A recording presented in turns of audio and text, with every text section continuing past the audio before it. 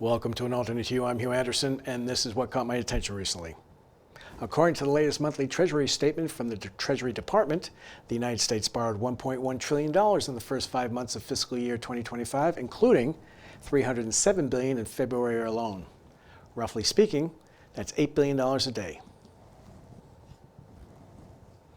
I'm stunned as well. And here are some thoughts from U.S. Treasury Secretary Scott Bessent. Quote, "The market and the economy have just become hooked.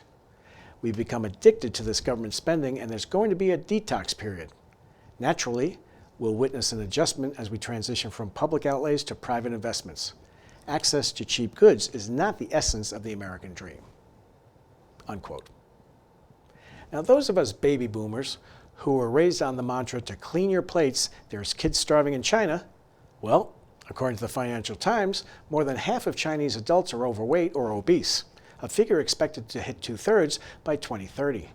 That's nearly 900 million people, a market far larger than the U.S. and one that pharmaceutical groups are rushing to dominate. Good job, boomers. Mission accomplished. Now, Howard Marks of Oaktree Capital chimed in on the current state of the stock market. Quote, "Suffice it to say that a small number of stocks have dominated the S&P 500 in recent years and have been responsible for a highly disproportionate share of its gains," unquote. The market capitalization of the 7 largest components of the S&P 500 represented about 1/3 of the index's total capitalization at the end of October 2024. That percentage is roughly double the leader share 5 years ago, and the highest share for the top 7 stocks in the last 28 years was roughly 22% in the year 2000 at the height of the dot-com bubble. Marx goes on to discuss the 3 stages of a bull market. The first stage usually comes on the heels of a market decline or crash that has left most investors licking their wounds and highly dispirited. At this point, only a few unusually insightful people are capable of imagining that there could be improvement ahead. The emergence from COVID checks that box. In the second stage, the economy, companies, and markets are doing well, and most people accept the fact that improvement is actually taking place. Check. And in the third stage, after a period in which the economic news has been great, companies have reported soaring earnings, and stocks have appreciated wildly, everyone concludes that things can only get better forever. Sound familiar? It did until very recently. The important inferences aren't with regard to economic or corporate events. They involve investor psychology. It's not a matter of what's happening in the macro world, it's how people view the developments. When few people think there can be improvements, security prices by definition don't incorporate much optimism. But when everybody believes things can only get better forever, it can be hard to find anything that's reasonably priced. Bubbles are marked by bubble thinking. Perhaps for working purposes, we should say that bubbles and crashes are times when extreme events cause people to lose their objectivity and view the world through highly skewed psychology, either too positive or too negative. Psychological extremes are what marks a bubble. It can be inferred from widespread participation in the investment fad of the moment, especially among non-financial types. Legend has it that J.P. Morgan knew there was a problem brewing in 1929 when the person shining his shoes started giving him stock tips.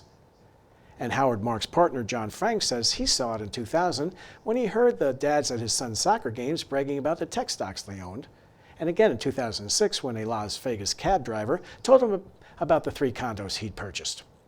If bubble thinking is irrational, what is it that permits investors to get away from rational thinking? Newness. This phenomenon relies on another time-honored investment phrase: this time is different. Bubbles are invariably associated with new developments. There were bubbles in the Nifty 50 stocks in the 1960s. The 1990s brought us dot-com stocks and subprime mortgage-backed securities in 2004 and 2006. If there's something new, meaning there's no history, then there's nothing to temper enthusiasm. After all, it's owned by the brightest people, the ones who are showing up in the news and on TV, and they've made a fortune. Who's willing to throw a wet blanket over that party or sit out the dance? Hans Christian Andersen's story, The Emperor's New Clothes, comes to mind. Con men sell the emperor an allegedly gorgeous suit of clothes that only intelligent people can see. But there's no suit. And when the emperor parades around town naked, the citizens are afraid to say they don't see a suit, since that would mark them as unintelligent. This goes on unchecked until a young boy steps out of the crowd and in his naivete points out that the emperor has no clothes.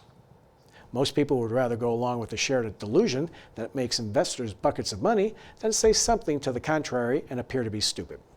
It's not what you buy, it's what you pay that counts. So come back for part 2 if you're so inclined for a continuation of this discussion on the next Alternate Hue. I'm Hugh Anderson, and I wish you health, happiness, and prosperity.